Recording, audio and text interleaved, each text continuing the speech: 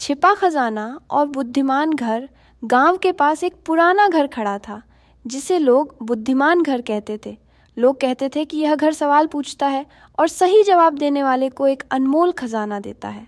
लेकिन अब तक कोई भी उसका रहस्य सुलझा नहीं पाया था। आरव और माया, दो भाई बहन, उस घर की कहानियों से बहुत प्रभावित थे।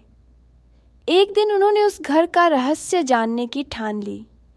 जब वे घर पहुंचे तो दरवाज़ा खुद ब खुद खुल गया और एक गूंजती हुई आवाज़ आई, अगर तुम मेरे सवालों का जवाब दे सको तो मेरा खजाना तुम्हारा होगा, लेकिन अगर नहीं तो तुम्हें खाली हाथ लौटना पड़ेगा। आरव और माया ने हामी भरी। पहला सवाल आया, सच्चा घर क्या होता है? आरव ने कहा, जहाँ दीवारें मजबूत हों। लेकिन घर की दीवारें हिलने लगीं और जवाब गलत निकला। माया ने कहा, सच्चा घर वह है जहाँ परिवार और प्यार हो।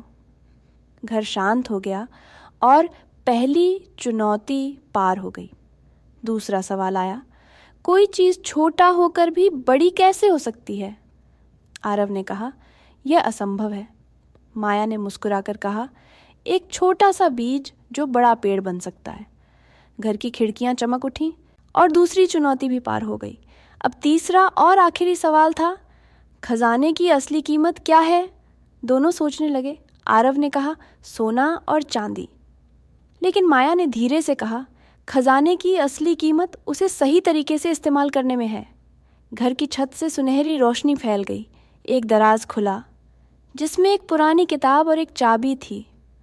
घर ने कहा, यह किताब तुम्हें ज्ञान देगी और यह चाबी तुम्हें एक दरवाज़ा खोलेगी जहां तुम्हारे असली सपने पूरे होंगे।